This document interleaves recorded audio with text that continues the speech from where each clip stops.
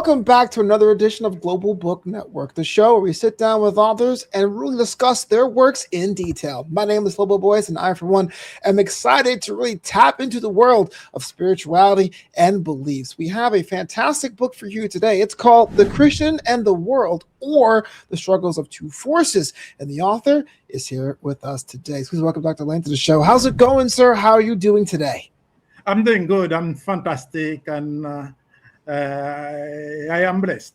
I'm happy. Yeah, absolutely. Hey, it is always an honor. It is always a privilege that you are an author. You got from the start to the finish, and now you're here today. I'm so excited you're sharing some of your time with us today. Thank you. So let's get right down to brass tacks. The Christian and the World is really a story about two different halves of what belief is. So what was your motivation for making the book a possibility? The motivation is that we are in a fight, and this fight leads us to see with different eyes, different a worldly one, and it is like we are dealing with a traffic fight. And as you see in the first chapter, I put in the book two different traffic with different direction. That's in some way that's life, and it makes it really difficult, to understand each other.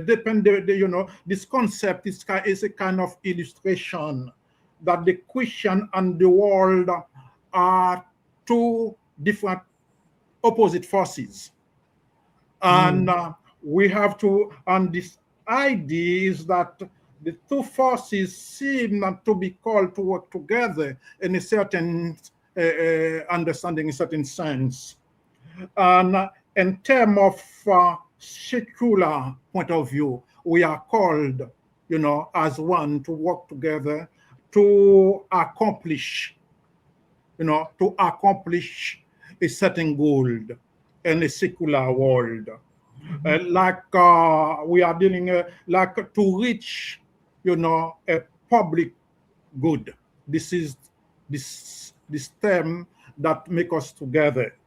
But with faith in Christ, the problem become complex and so difficult to apprehend, and there is no and then I understand there is no compromission, there is no togetherness, there is no coexistence with those two forces.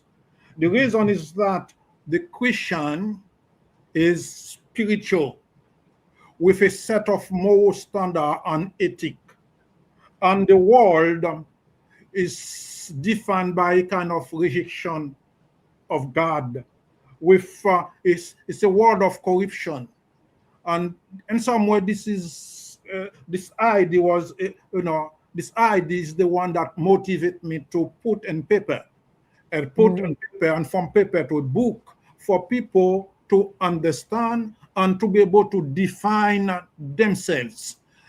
If they are in the worldly world, the book talks to them to let them know who they are, and if they are Christian in different world, the book talks to them as well, and they are invited, to define themselves according to what they have heard in a worldly way, spiritual way, Bible way.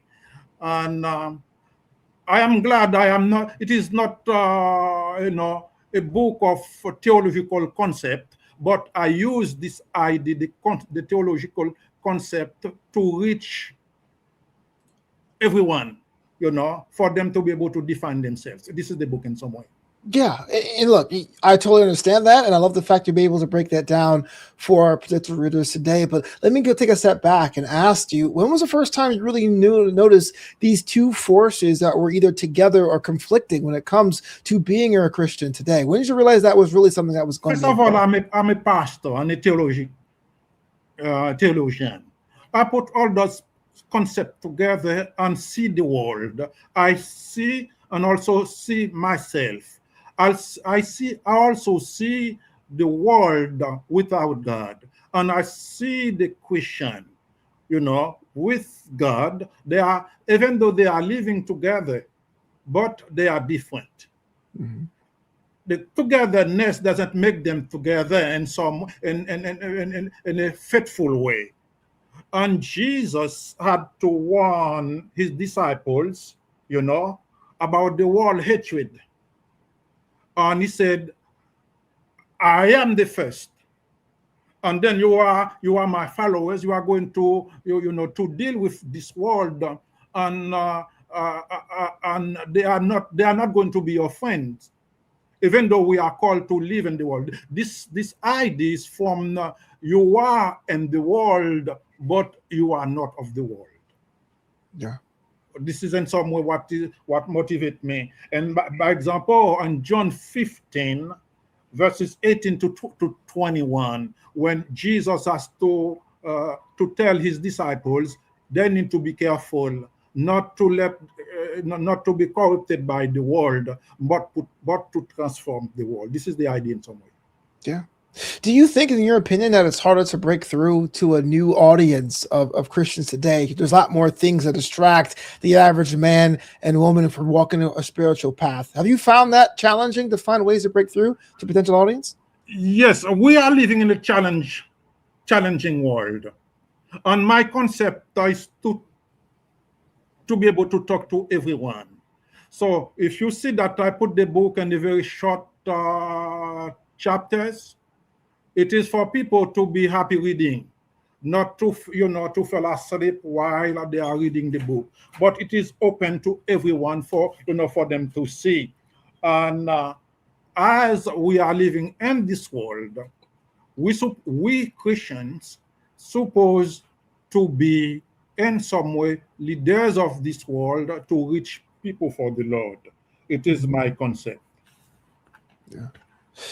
Is the idea of following the Lord and walking with God is something we talked about when we were kids. You go to Sunday school. It seems very simple. We heard the story about how Enoch walked with God. But now more than ever, with the way our geopolitical climate is, it seems that everyone's trying to find their own truth. And maybe it might be difficult to bring everyone back under a Christian auspices. So let me ask you this, as someone who's actually a scholar in that genre. Is it something that's possible? Can we find a path for it to make sense to a new generation? Or is that we're just overthinking that right now? Oh, I do not hear what the last word you say. Could you Or is it, repeat? or is this something that I'm probably overthinking as a host? Or is there a way to really bring the newer generations of people into a teaching under the Lord? Definitely. When you are young, you think you are able to lead the world with little knowledge that we have as maybe as a young boy. I thought I was able I thought I knew everything, Mhm. but it wasn't true. And in this concept, I cured Paul to lead Timothy, not to understand that in his youthful, he is able to understand everything. And this concept, Paul had to put himself as a model for Timothy to follow. And then at this point, I am able to talk to young people. Follow somebody that you consider as your model, role model. And their wisdom, you are going to learn a lot of things. And Paul has to lead Timothy in this area. He said, be careful, but you are able to try to understand me, try to be, to reproduce everything I say, and to other people for them to become like you as a leader, spiritual leader. Mhm. And he told Timothy, in this world you are going to suffer because you choose to be Christian, to be Jesus follower. And you are going to suffer. You are going to suffer with indifference. You are going to suffer with persecution, even death. That's why, uh, you know, since the early church also, we Christian this word was a kind of mockery. I believe that you already read my book, and then you understand the concept. And it wasn't easy at the beginning for the early Christian. It was a pejorative name, and like you want to joke to somebody, they are Christians, but not a concept for them to promote their self-esteem. It wasn't this concept. It was because at the beginning the Christian wanted to be faithful to the Lord, not to accept Diocletian, the Roman Empire Diocletian, as divine. And then because of that, they had to suffer a lot of problem. They have been killed, they have been persecuted, they have been arrested, they have been put in jail, so many things, and so many things happened to them. Yeah. But with the Edict of Milan and 313, they have been restored, to worship accordingly, and the Christian also the requisition of their wealth at that time, because the Edict of Milan and 313, and somewhere it is this concept. And we as Christians, young people particularly, they are suffering because the world is corrupt, and they would like to be doing the same thing. I remember when I was at the university, and so many people, young people attract me, just to be like them. But because I was a faithful guy, I couldn't let them lead me, but I tried to lead them in adverse way. This is, I believe, the same thing will happen to those young people, because maybe they do not have enough experience to deal with this world. And this is what Jesus said to us. He came, to change the world, because the world is corrupt. And that's why they killed him, because he's trying to change the system, the corrupted system of this world. And we, even not only young people, but we Christian, we are dealing with a corrupted world. And then we need to be faithful. We need to know, the plan of God for humanity. Even that, Christ came to offer himself. He was in a mission to save the world, and then he manifests that on the cross to show the world. And by doing this in this world, he is there for humanity. And then from God to human, and from the cross to everyone. And this is what John 3:16 says. He come because of his love. He called everybody to come on him, because he loved everybody. Yeah. For someone on the outside looking in, maybe those who may be curious about re-examining their faith, or maybe looking to be reintroduced to Christianity, how do you describe the divine mission and ungodly living in the context of your book? So you need to see the world not blindly, but to open ways to see, to be able to make the difference between moral standards and a corrupted one. And Jesus has been killed because he came in this world to change this corrupted system. He expressed love. And when you know, let me repeat it again.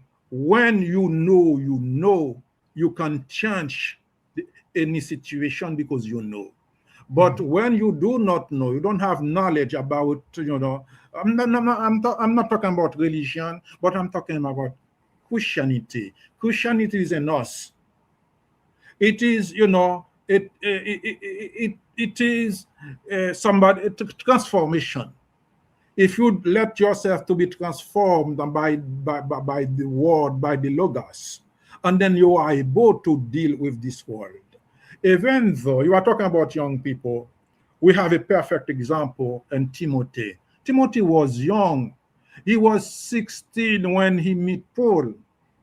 And Paul has to warn, be careful because you are young, you don't have experience, but you need to follow my steps and then take responsibilities as a young Christian, young leaders. You will be able to transform the world. This is what he did.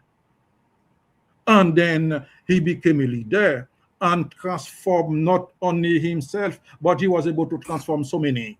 As a church, he became a church leader. And soon he had to deal with the ferocity of this world. And unfortunately, it's been persecuted and killed as well. Mm. I don't know if I'm clear. No, I totally are. I was just making sure that you would want to add another point on there. And that's kind of interesting to look at because it does, for some people, when they're trying to get themselves introduced or reintroduced to belief systems, it may seem as too far or a bridge too far to comprehend. So I like the fact that your book took time to go into detail what that means in the everyday. Just going through it, though, was there a passage that you created, a chapter that you written that made you re-examine or refine your own beliefs in the process of making this book a reality? Oh, it was the conversation between Paul and Timothy. And this concept, I use it to as a frame ground for, and I do have a lot of understanding about what Paul wanted to tell Timothy. And it is in some way it is the concept in 2 Timothy chapter 3 verse 12, and it is said, be careful how to deal, and so I try to paraphrase the text. Be careful and the way you are dealing with the ungodly people, because they are also on a mission not to welcome you but to destroy you. And in some way, Timothy was faithful by walking alongside with Paul, and he became even though the young leader, and was able to influence so many people because of it. He was faithful in what he was doing. And even though it was hard at this time and they had to suffer, he had to suffer, and at the end he was able to leave for us a kind of legacy. And then it is because of this legacy I wanted young people to take over and to see that there's a victory. There's always a victory for those faithful people. Oh, that means something that's food for thought, just going through the way you crafted this book. And I think everyone who picks up a copy will learn a lot from the Christian and the world, or the struggles of two forces. But Doctor, here's the fun part. If someone's watching this show and they want to learn more about you or pick up a copy of the book themselves, how they go about doing that? I hope that they're going to find a lot of things to instruct them. As I tell you from the beginning, that the book is not only a theological book, it is an intellectual book. And when people come up, to understand, to know things, the book is open, talking to them. Even though it is a book that the mission of the book is to let them define themselves. But by defining yourselves, you are able to understand so many things about how people think, the intellectual, how the intello think, how a Christian thinks, how the godly people think, how the ungodly people think as well, and all of those things in the book. I couldn't have said it better myself. Thank you, Doctor, so much for your time today. I learned a lot about the process behind your book, and of course, the book itself. It's available now wherever you get fine books, and hopefully, if we do decide to make a sequel or another edition, you come back on the show.